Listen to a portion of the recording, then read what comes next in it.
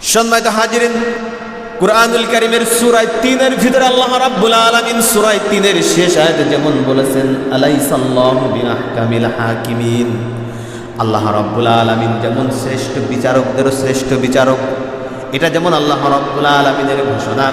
আবার আল্লাহ রাব্বুল আলামিন রাসূল করিম সাল্লাল্লাহু আলাইহি ওয়াসাল্লামকে পাঠিয়েছেন যে উদ্দেশ্য নিয়ে, সেই উদ্দেশ্য বর্ণনা করতে যে আপনার আমার রব আল্লাহ রাব্বুল আলামিন কুরআনুল কারীমের সূরা আন-নিসার 105 নম্বর আয়াতের ভিতরে আল্লাহ তাবারক ওয়া তাআলা বলছেন, ইন্না আনজালনা ইলাইকাল কিতাবা বিল হাক্কি লিতাহকুমা বাইনান নাস لتحكم بين الناس بما أراك الله ولا تكن للخائنين خصيما الله أكبر। আল্লাহ রাব্বুল আলামিন ঘোষণা করছেন, হে রাসূল, ইন্না আনজালনা ইলাইকাল কিতাবা বিল হক, আমি আল্লাহ রাব্বুল আলামিন আপনি রাসূল দুনিয়ায় আপনাকে নবুয়ত দিয়ে এমনি এমনি ছেড়ে দেই নাই। আমি আল্লাহ রাব্বুল আলামিন আপনাকে এই দুনিয়ায় নবুয়ত দিয়ে পাঠালাম। ইলাইকাল কিতাবা বিল হাক্কি, নবুয়তের সাথে তোমাকে যে একটা কিতাব দিয়েছি আমি বিল হাক্কি, সত্য সহকারে। সত্য সহকারে যে কিতাব আমি আল্লাহ রাব্বুল আলামিন তোমার কাছে দিয়েছি, এই কিতাব দেওয়ার উদ্দেশ্য কি? লিতাহকুমা বাইনান নাসি বিমা আরাকাল্লাহ, লিতাহকুমা বাইনান নাস, মানুষের ভিতরে তুমি বিচার ফয়সালা করবে, বিচার মীমাংসা করবে, বিমা আরাকাল্লাহ, যা আল্লাহ রাব্বুল আলামিন তোমাকে দেখিয়ে দিয়েছেন। সুবহানাল্লাহ। এই বিচার কাজ করার, এই বিচার ব্যবস্থা রাসূল করিম সাল্লাল্লাহু আলাইহি ওয়াসাল্লাম ছিলেন এই কুরআনুল কারীমের জীবন্ত ব্যাখ্যা।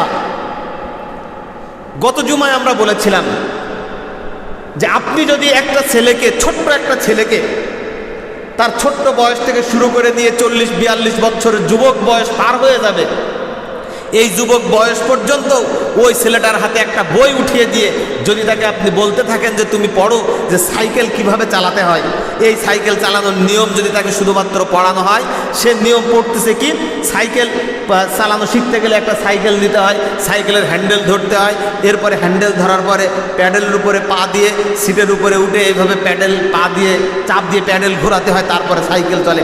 এই ছেলে যদি এই 40-42 বছর কেন সারাটি জীবন যদি সে এইভাবে পড়ে যায় তো পড়েই যায়, এই ছেলের দ্বারা বাস্তবে সাইকেল চালানো সম্ভব পারবে সে? এজন্য কুরআনুল কারীম আল্লাহ রাব্বুল আলামিন আপনাকে আমাকে দিয়েছেন লিতাহকুমা বাইনান নাসি বিমা আরাকাল্লাহ। আল্লাহ রাব্বুল আলামিন বলছেন, হে রাসূল, এই কোরআন, এই কিতাব সত্য সহ আমি আপনাকে দিয়েছি। উদ্দেশ্য, কারণ কি? কারণ হচ্ছে যে আপনি এই কিতাব দিয়ে যা আপনাকে দেখানো হয়েছে সেভাবে আপনি বিচার ফয়সালা, বিচার কাজগুলো পরিচালনা করবেন। এখন এইটা যদি আল্লাহর রাসূল কিভাবে বিচার করতে হবে সেইটা যদি দেখিয়ে দিয়ে না যেতেন, তাহলে পৃথিবীর মানুষ আমরা এই কাজ যথাযথভাবে করতে পারতাম? সম্ভব ছিল করা?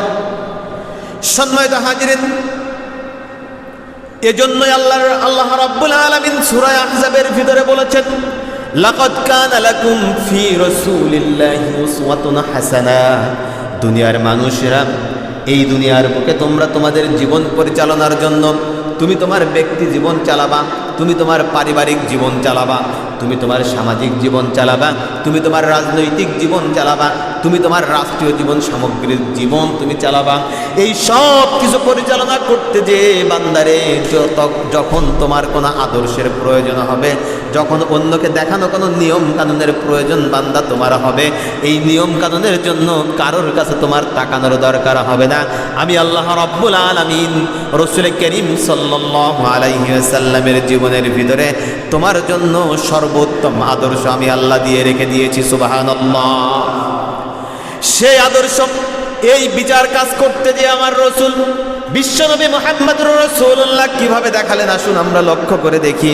রাসূল করিম সাল্লাল্লাহু আলাইহি ওয়াসাল্লামের সময়ে যদি আমরা লক্ষ্য করি, আল্লাহ রাব্বুল আলামিন যখন কুরআনুল কারীমের আয়াত নাজিল করেছিলেন, ওয়াস-সারিকু ওয়াস-সারিকাতু ফাকতাউ আইদিয়াহুমা, এই দুনিয়ার বুকে যদি কোনো চোর অথবা চোরনি চোর হোক সে পুরুষ অথবা হোক সে মহিলা ধরা পড়ে, আর যদি তোমরা এর বিচার এটা যদি নিঃশর্তভাবে প্রমাণিত হয় যে সে তার স্বভাবের কারণে এই চুরিটা করেছে, যে শর্ত আছে এই শর্তগুলো পূরণ করে যদি এই চোরের বিষয়টি প্রমাণিত হয়ে যায়, আল্লাহ রাব্বুল আলামিন ঘোষণা করেছেন ওয়াস-সারিকু ওয়াস-সারিকাতু ফাকতাউ আইদিয়াহুমা, চোর পুরুষ হোক আর মহিলা হোক তোমরা তার হাতটা কেটে দাও। ঘোষণা কার?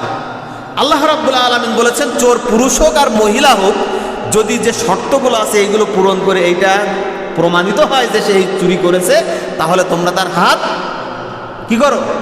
কেটে দাও। আল্লাহ রাব্বুল আলামিন এই বিধানগুলো যে দিয়েছেন এর পিছনের লজিক কি, এগুলো বলতে গেলে আমাদের সময় চলে যাবে, আমরা ওই দিকে যাচ্ছি না। আমরা যেটা যাচ্ছি রাসূলুল্লাহ সাল্লাল্লাহু আলাইহি ওয়াসাল্লাম শ্রেষ্ঠ বিচারক কেমন, এই আয়াত দিয়ে আমরা একটু সামনের দিকে দেখতে চাই। মাখজুম গোত্র ওই আরবের সম্ভ্রান্ত যে বংশগুলো ছিল, এই বংশগুলোর ভিতরে অন্যতম একটা সম্ভ্রান্ত বংশের ভিতরে একটা বংশ হচ্ছে মাখজুম গোত্র। এই মাখজুম গোত্রের একজন মহিলা চুরি করে ধরা পড়ল। এখন আমাদের সমাজে আমরা যখন বিচার করতে বসি, চেয়ারম্যান বিচারে উপস্থিত, যদি চেয়ারম্যানের স্বভাব থাকে এরকম যে হাত টান দেওয়া অভ্যাস, রাতের আধারে শত অপরাধী যে নিঃস্বার্থভাবে বোঝা যাচ্ছে যে সে অপরাধ করেছে, এই অপরাধী ব্যক্তিও যদি রাতের আধারে যে একটা বান্ডিল চেয়ারম্যানের বাম হাতে ধরায় দিয়ে আসতে পারে, যেভাবেই হোক চোখ কান নাক মুখ বুঝে রায় তার পক্ষে চলে যাবে, ঠিক কিনা? আর এই বিচার ব্যবস্থা বাংলাদেশের বুকে আমরা যে অসংখ্য বিচার দেখেছি, সেসব বিচারের কথা তো আর নাই বললাম। আমাবস্যার রাত্রে কত কিলোমিটার দূর থেকে দেখি আমরা সেই সাক্ষীও আল্লামা সাঈদী রাহিমাহুল্লাহর বিরুদ্ধে এই বাংলাদেশের আদালতে আমরা পেশ হতে দেখেছি, এবং সে সাক্ষী গ্রহণযোগ্য হয়েছে। মাখজুম গোত্রের মহিলা যখন চুরি করে ধরা পড়লো, আরবের এক শ্রেণীর মানুষ তারা চিন্তা করলো আল্লাহর রসুলকে যে বলতে হবে যে এই সম্ভ্রান্ত এই মহিলা, একে যদি বিচারের রায় দেওয়া হয় তাহলে তাদের বিরুদ্ধে আমরা হয়তো টিকতে পারবো না, বা এটা আসলে এইরকম একটা নামি দামি একটা গোত্রের লোকের যদি সালিশে এরকম কিছু হয়ে যায় তাহলে কি বা হবে, কি হয়ে যাবে। একান্ত আপনজনেরা আমার,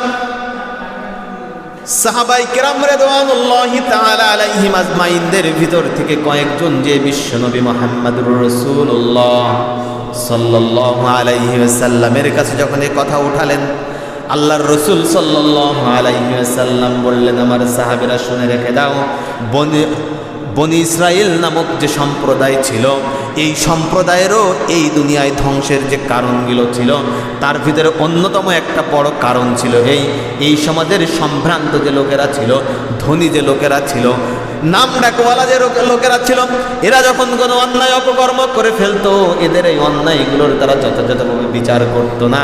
তাদের বিচার ছিল সমাজের যত গরিব লোক কোনো অপরাধ যদি করে ফেলতো তার বিচার ছিল তাদের খুব কঠিন বিচার, কিন্তু একটু ধনী লোকওয়ালা টাকাওয়ালা লোক যদি কোনো অপরাধ করত, কঠিন বিচার তো দূরের কথা, বিচারের নামে একটা খেলতামাশা করেই তারা ছেড়ে দিয়ে দিত। এই কারণেই বনি ইসরাইল ধ্বংস হয়ে গিয়েছিল। ও আমার সাহাবীরা, আমি তোমাদেরকে বলে রাখি, তোমরা শুনে রাখো, তোমরা বলেছো এই সম্ভ্রান্ত বংশের এই মহিলার হাত যেন না কাটা হয়, কোরআনের বিধান যেন তার উপরে জারি করা না হয়।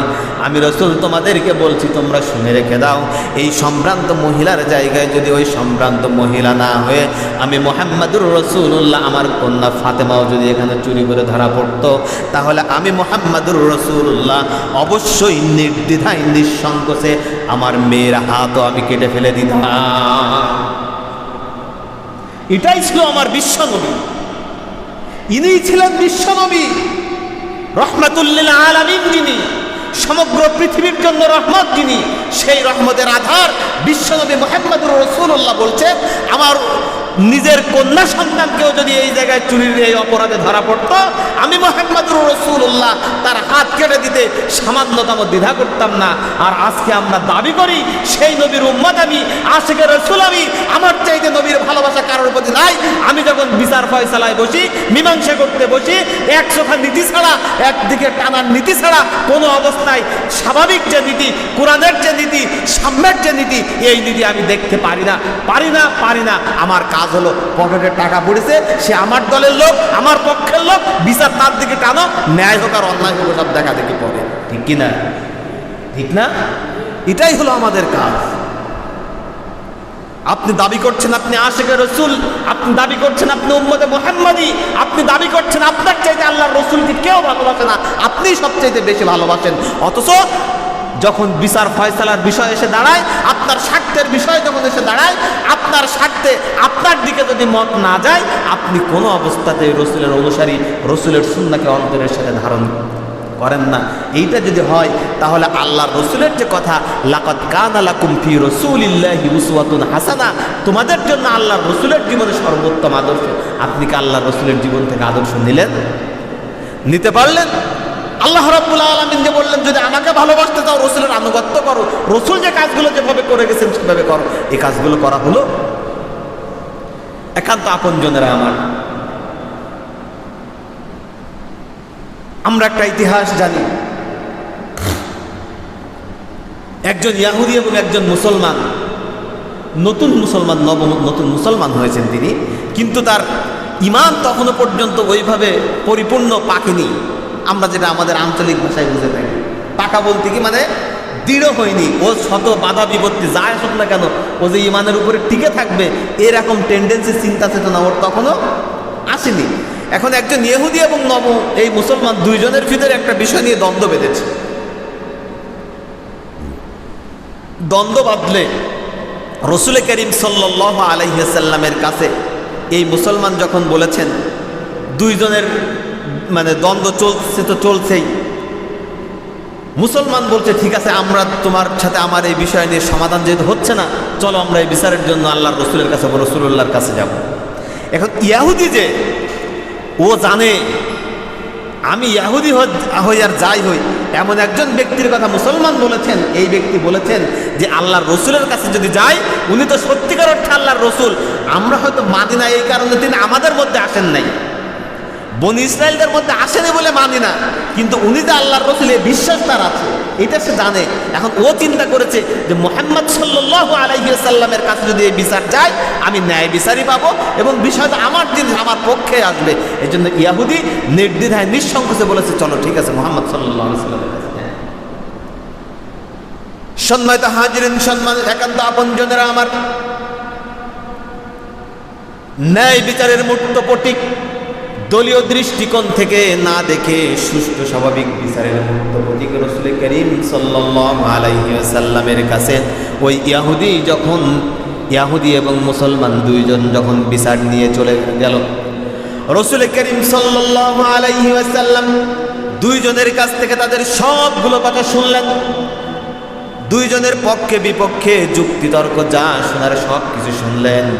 শোনার পরে রাসূল করিম সাল্লাল্লাহু আলাইহি ওয়াসাল্লাম তিনি তার বিচারের যে রায় তিনি ঘোষণা করে দিলেন, এই রায়টা মুসলমানের বিপক্ষে ইহুদির পক্ষে চলে গেল। কারণ দুইজনের ভিতরে এই যে বিষয়টি নিয়ে দ্বন্দ্ব হয়েছিল, যে বিষয়টি নিয়ে দুইজনের ভিতরে ঝগড়ার সৃষ্টি হয়েছিল, এই বিষয়টি নিয়ে ওই ইহুদি ছিলেন ন্যায়ের উপরে। সত্যিকার বিষয়টি তিনি ভোগ করার দাবি রাখেন। রাসূল করিম সাল্লাল্লাহু আলাইহি ওয়াসাল্লাম তার কাছে সেই পক্ষের রায় দিয়ে দিলেন। মুসলমান এবং ইহুদি দুইজন যখন রাসূল করিম সাল্লাল্লাহু আলাইহি ওয়াসাল্লামের দরবার থেকে বের হলেন, বাসা থেকে বের হলেন, রাস্তায় বেরোনোর পরে ইতিহাস আমাদেরকে সাক্ষ্য দেয় ওই মুসলমান ইহুদিকে নিয়ে আরো দুই জায়গায় গিয়েছিলেন। একবার গিয়েছিলেন হযরত সাইয়্যিদনা আবু বকর সিদ্দিক রাদিয়াল্লাহু তাআলা আনহুর কাছে এবং ওমর ইবনুল খাত্তাব রাদিয়াল্লাহু তাআলা আনহুর কাছে। হযরত ওমর রাদিয়াল্লাহু তাআলা আনহু ওই মুসলমানকে সেই মুহূর্তে হত্যা করেছিলেন ঘর থেকে তরবারি বের করে এনে। তার আগে তার কথা ছিল যে বিশ্বনবী মুহাম্মাদুর রাসূলুল্লাহ সাল্লাল্লাহু আলাইহি ওয়াসাল্লামের ফয়সালা যে মানতে পারে না, বিচার যে মানতে পারে না, তার ফয়সালা, তার বিচারের রায় এভাবেই ঘোষণা করতে হয় বলে। একান্ত আপনজনেরা আমার, হযরত ওমর রাদিয়াল্লাহু তাআলা আনহুর কথা বর্ণনা করা উদ্দেশ্য নয়। উদ্দেশ্য হলো রাসূল করিম সাল্লাল্লাহু আলাইহি ওয়াসাল্লাম যে দৃষ্টিকোণ থেকে মক্কার বুকে তখন পরিবেশটাতে এমন একটা পরিবেশ ছিল, একজন মুসলমান যিনি হচ্ছেন, মোটে মুসলমান নেই, তার ভিতর থেকে মুসলমান যে একজন হচ্ছে, এই একজন তো দলের অমূল্য সম্পদ, মুসলমানদের অমূল্য সম্পদ বলে ধরে কাছে রেখে দেওয়ার কথা হিসাব, তাই না?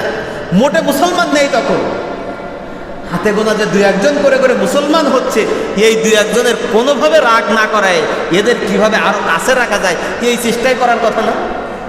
কি বলেন আপনারা? হিসাব তো তাই নাকি? গ্রামের ভিতরে কেউ যদি এখন চিন্তা করে যে আমি সামনে যে নির্বাচন আসছে, এই নির্বাচনে এই ওয়ার্ডের মেম্বার নির্বাচন করব বা এই ইউনিয়নের চেয়ারম্যান নির্বাচন করব, এখন ওর চিন্তা কি? ওর দলের দিকে যে আসতে যায় বা সাপোর্টে যে কথা বলে, ওর তো চিন্তা হওয়া উচিত এইটা, বা আমরা দেখিও এটা যেটাই হয় যে ওর যাই হোক না কেন, ওর মানে অন্যায় অপরাধ সে যত যাই করুক না কেন, এ সব কিছুকে ধামাচাপা দিয়ে রেখে আমার দলের লোক, আমার পক্ষের লোক, আমার অধীনস্থ লোক, তার মানে এর সব অপরাধকে ধামাচাপা দিয়ে এই ন্যায়ের উপরে আছে এই বিষয়টা প্রতিষ্ঠিত করার চেষ্টাই তো আমরা করে থাকি, হয় না?